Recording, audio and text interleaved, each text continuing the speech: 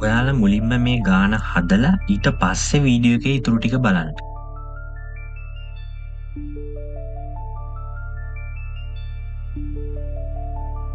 මම මේ ගානේ බබ පෙන්වන්න තියෙන ප්‍රකාශන හදන්නේ F සමානයි MA පාවිච්චි කරලා.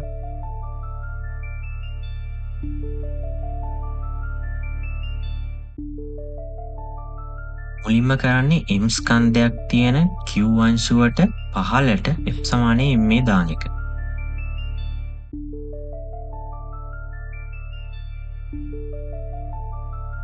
ඊට පස්සේ කරන්නේ සිම්පල් M ස්කන්ධයක් තියෙන P අංශුවට ස්පර්ශකයේ දිගේ F සමානයි MA දාන එක.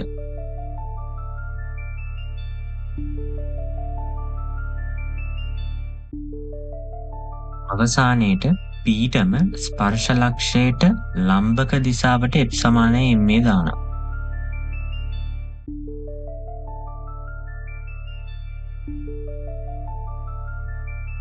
හොඳයි, මෙතන පළවෙනි පේලි තුනේ තියෙන අපි කලින් හදපු සමීකරණ තුන. 1 2 සමීකරණ දෙක එකතු කළාම අපට ලැබෙනවා හතරවෙනි සමීකරණය.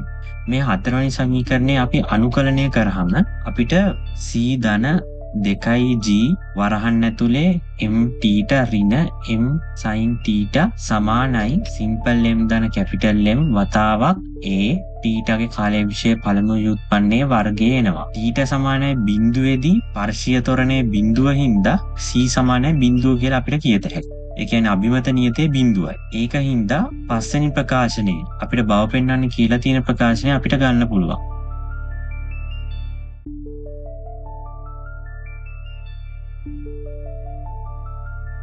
ඊට පස්සේ 4 සහ 3 ප්‍රකාශන ඇසුරෙන් අපිට R එහෙමත් නැත්නම් අභිලම්බ ප්‍රතික්‍රියාවට සමීකරණයක් ගන්න පුළුවන්.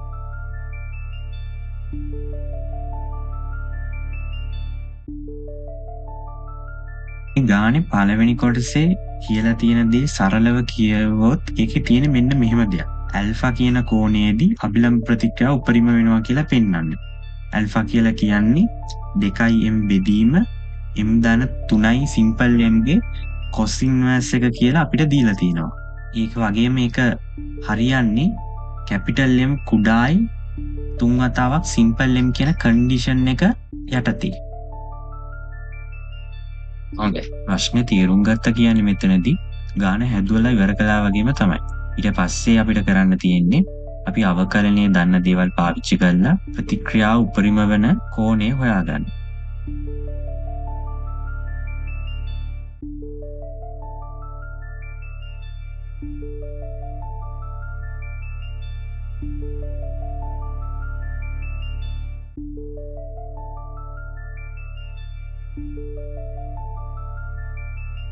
ගානේ දෙවැනි කොටස කියන්නේ අභිලම්බ ප්‍රතික්‍රියාව ශුන්‍ය වෙන්නේ ටීට සමානයි බිඳුවේදී ටීට සමානයි බීටාගේදී කියලා පෙන්වන්න කියලා. ටීට සමානයි බීට අපිට බොහොම සරලව හොයාගත්ත එකයි. R ට අපි කලින් හොයාගත්ත ප්‍රකාශනය R බිඳුව කරලා ටීට බීට වෙන අවස්ථාවේදී බීට සඳහා ප්‍රකාශනයක් අපිට එතනදී ගන්න පුළුවන්. ඊට පස්සේ මේ අසමානතාවය කොහොමද අපි ඔප්පු කරන්නේ?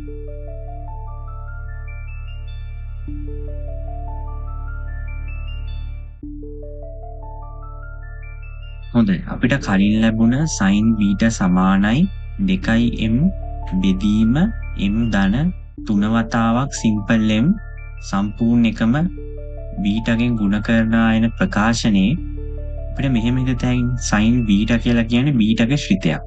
ඊට පස්සේ එහා පැත්තේ තියෙන්නේ බීටගෙන්ම රේඛීය ශ්‍රිතයක්. අපි දන්නවා බීටට මේ ප්‍රස්ථාරය ගන්න පුළුවන් උපරිමාගේ 5 බෙදීම 2.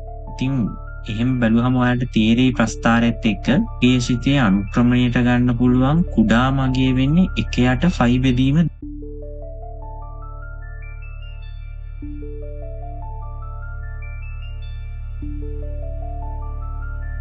ගොඩක් කට්ටියට මේ ගාන හරියට හදාගන්න පුළුවන් වෙන්නේ නැති කියලා මං හිතනවා. යාළුවන්ටත් මේ වීඩියෝ එක ෂෙයා කරන්න. බයි.